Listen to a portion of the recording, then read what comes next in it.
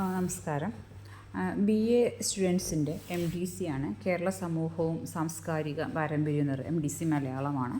അപ്പോൾ ഈ ഒരു പുസ്തകത്തിലെ കുറച്ച് ചാപ്റ്റേഴ്സാണ് നമ്മൾ ഈ വീഡിയോയിലൂടെ നോക്കുന്നത്.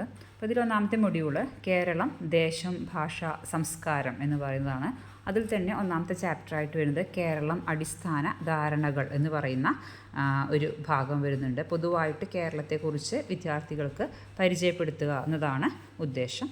അതിൻ്റെ ബേസിക് ആയിട്ടുള്ള കുറച്ച് കാര്യങ്ങളാണ് പറയുന്നത്. അതായത് 1956 നവംബർ 1 കേരള സംസ്ഥാനം രൂപീകൃതമായത്.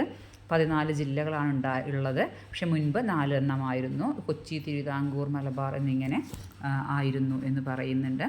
പിന്നെ കേരളത്തിൻ്റെ ഭൂപ്രകൃതിയെക്കുറിച്ചാണ് പിന്നത്തെ ഒരു ഹെഡിങ്ങിൽ വരുന്നത്.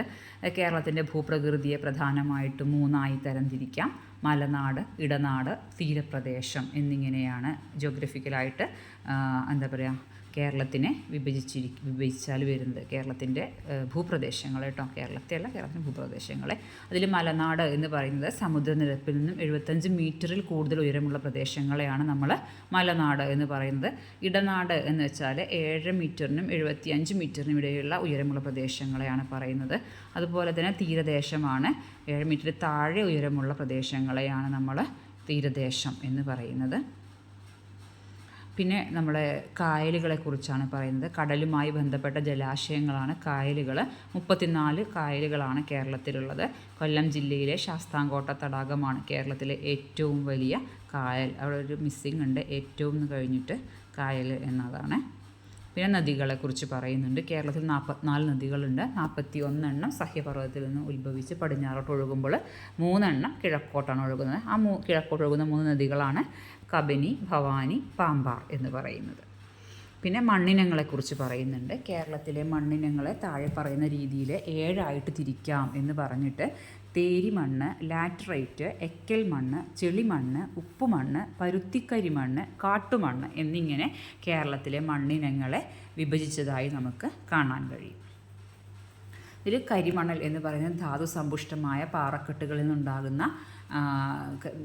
മണ്ണിനെയാണ് കരിമണൽ എന്ന് പറയുന്നത്. ഇൽമനൈറ്റ്, മോണോസൈറ്റ്, സിൽക്കോണിയം, തോറിയം, ടൈറ്റാനിയം ഒക്കെ സമ്പുഷ്ടമായിരിക്കും എന്ന് പറയുന്നുണ്ട്. കേരളത്തിൽ കൊല്ലം, ആലപ്പുഴ ജില്ലകളിലാണ് കരിമണൽ കാണുന്നത് എന്ന് പറയുന്നു.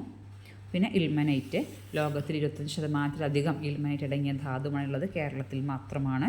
ഇന്ത്യയിൽ ഉൽപ്പാദിപ്പിക്കപ്പെടുന്ന ഇൽമനൈറ്റിൻ്റെ 60% കേരളത്തിൽ നിന്നാണ് കേട്ടോ. പിന്നെ ലിഗ്നൈറ്റ്, കേരളത്തിൻ്റെ തീരത്ത് കാണപ്പെടുന്ന ഒരു തരം കൽക്കരിയാണ് ലിഗ്നൈറ്റ്. നെയ്വേലിയിലാണ് ഇന്ത്യയിലെ ഏറ്റവും വലിയ ലിഗ്നൈറ്റ് സംസ്കരണശാല പ്രവർത്തിക്കുന്നത്.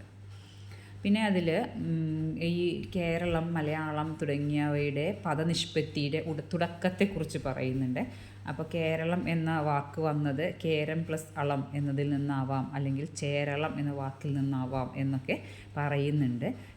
തെങ്ങുകൾ നിറഞ്ഞതുകൊണ്ട് തെങ്ങുകളുടെ നാട് കേരളം എന്നുള്ള രീതിയിലും കടൽ തീരം എന്ന രീതിയിലും കേരളം എന്ന വാക്ക് വന്നിരിക്കാം എന്ന് പറയുന്നു. അതുപോലെ തന്നെ മലയാളം, മല പ്ലസ് അളം, മലയുടെ അളം സ്ഥലം ആയതുകൊണ്ട് മലയാളം എന്ന് വന്നു എന്നും, അല്ലെങ്കിൽ മല പ്ലസ് ആളം, അതായത് സമുദ്രത്തിൻ്റെ എന്നുള്ള രീതിയിൽ മലയാളം എന്ന് വന്നു എന്നുമാണ് കേരളം, മലയാളം എന്നീ പദനിഷ്പത്തികളെക്കുറിച്ച് സാമാന്യ ധാരണ എന്ന രീതിയിൽ പറയുന്നത് കേട്ടോ.